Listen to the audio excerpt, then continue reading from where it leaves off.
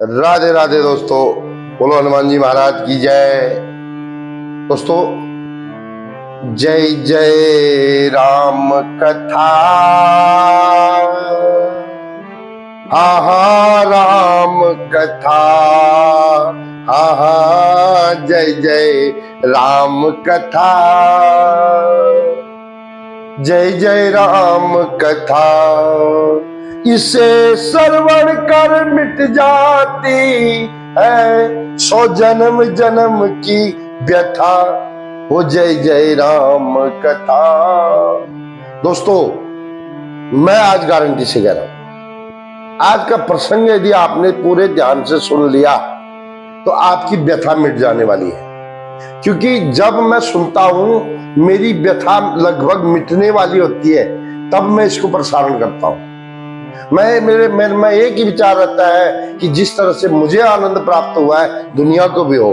तो सुनिए आज का ये सुंदर प्रसंग, ये आपके स्क्रीन पर। नारायणम नमस्कृत्य नरम चैव नरोत्तमम देवी सरस्वतीम चैव ततो जय मुदीरयेत।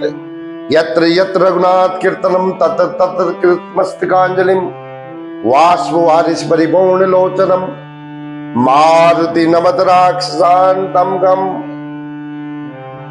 चूंकि आज राम जी का प्रसंग है, तो हनुमान जी ना आए ऐसा हो नहीं सकता। पहली बात तो आज मैं ये कथा हनुमान जी को ही सुना रहा हूं। सुबह मैं घूमने गया था, हनुमान जी बैठे हुए हैं मंदिर में, मैंने बोला आज आपको सुनाने वाला हूं तो सुन लो। हनुमान जी को जो चीज सुनाई जाएगी उसमें कितनी झूठ होगा ये आप लोग भी जानते हैं, मैं भी जानता हूं। तो ये हनुमान जी की इच्छा से आज कथा हो रही है। प्रसंग है बालकांड का, क्या? धनुष यज्ञ। जब राम जी धनुष उठाने वाले थे, क्या हुआ? रावण बाण छुआ नहीं चापा, आर्य सकल भूप करिदापा, सो धनुराज कुंवर कर देई, बाल मराल की मंदर ले आ। जैसे ही जनक जी परेशान हुए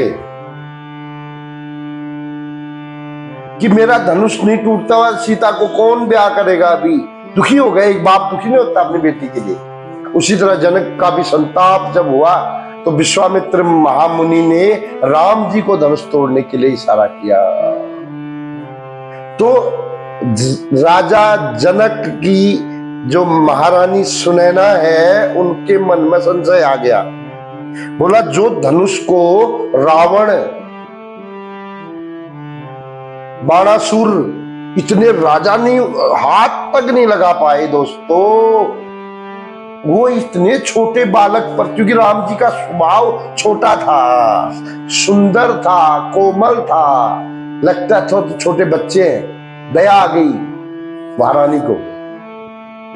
बोला इतना इस धनुष को इतने छोटे बालक के हाथ में देकर ही विश्वामित्र मुनि कहीं क्या कर रहे हैं, ये मजाक तो नहीं उड़ा रहे हमारा। देखो, जब आदमी दुखी होता है ना तो वो सोचता है कि हमारा सब मजाक उड़ा रहा है दुनिया। दोस्तों, ये बात समझने वाली है। हमारे साथ क्या होता है, जब थोड़ी सी मजाक होगी हमारे साथ, जीवन में प्रॉब्लम हो गई, तो कोई अच्छी सलाह भी देगा तो हमें लगता है मजाक उड़ा रहा है। लगता है नहीं लगता है? लगता है नहीं लगता है? जब विचार करना, ये धनुष क्या है? पहली बात तो ये बताओ, ये राम कौन है? धनुष क्या है, मैं आज बताने जा रहा हूं। दोस्तों, ये धनुष है अभिमान का प्रतीक। ये धनुष घमंड है। मुझे अगर घमंड हो जाए तो मुझे तब तक नहीं अपना घमंड मैं कम कर सकता हूं जब तक मैं उस घमंड से ऊपर का ज्ञान मुझे ना आ जाए। और राम कौन है? परम है। परम मतलब राम से बड़ा न, राम से बड़ा न कोई।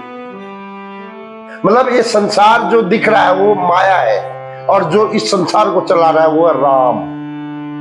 तो अब समझने की बात है, घमंड अपने घमंड को कम वही कर सकता है जो ज्ञान आ जाए जिसको। तो राम ज्ञान है। तो जो सुनैना माता का जो कष्ट है वो माया से उत्पन्न है। जब माया होती है तो ब्रह्म को आदमी जानता नहीं है। संसार में भी तो भूत प्रेत ग्रह दशा साढ़े साथी के चक्कर में लोग भीड़ लगा के रखते हैं, लेकिन भगवान के चरणों में कोई नहीं जाता है, भरोसा ही नहीं है। भगवान पर विश्वास करने का सब्जेक्ट है दोस्तों।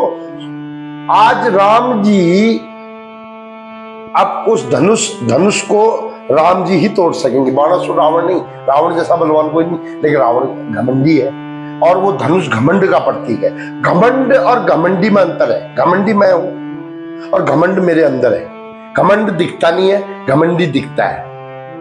तो जो घमंडी होता है वो घमंड को नहीं तोड़ सकता है। राम घमंडी नहीं है, राम सर्वव्यापक है, सबके हृदय में है, सर्वश्रेष्ठ है, घमंड को भी तोड़ने वाले हैं। इसलिए राम जी ने वो धनुष को ऐसे उठाया जैसे एक बच्चा, छोटा सा बच्चा वो उठाता है, ऐसे उठाता है कोई चीज, ऐसे उठाया और लोगों के पलक झपकते ही तोड़ दिया।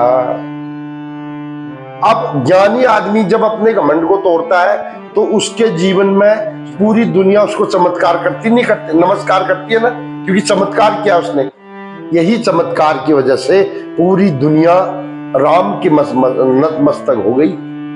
अब सीता जी कौन है? अब सीता जी का सुनो। कोई बोल देगा ना 10 साड़ी दान करो लक्ष्मी माता कृपा हो जाएगी, तो कर देंगे हम लोग, इतने स्वार्थी लोग हैं हम। लेकिन अपने घमंड को तोड़कर सदाचार व्यवहार नहीं करेंगे, उससे लक्ष्मी हमेशा हमारे घर में रहती है। अपने घमंड को तोड़ दो, लक्ष्मी आपके घर में बैठी रहेगी, मैं गारंटी दे रहा हूं।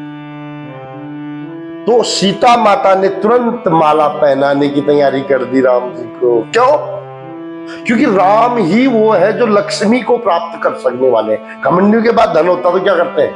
कोई शराब पी के उड़ा रहा है, कोई मांस खा के उड़ा रहा है, कोई दवाइयों में उड़ा रहा है, कोई कहीं उड़ा रहा है, कोई कहीं उड़ा रहा है। उनका धन टिकता थोड़ी है।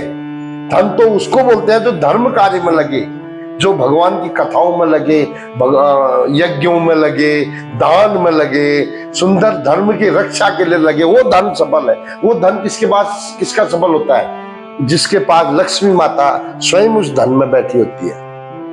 तो ये मत सोचना कि धन सबके पास है, लक्ष्मी है ना, वो धन है। धन अलग चीज है, लक्ष्मी अलग चीज है दोस्तों। तो वो लक्ष्मी किसके पास आती है?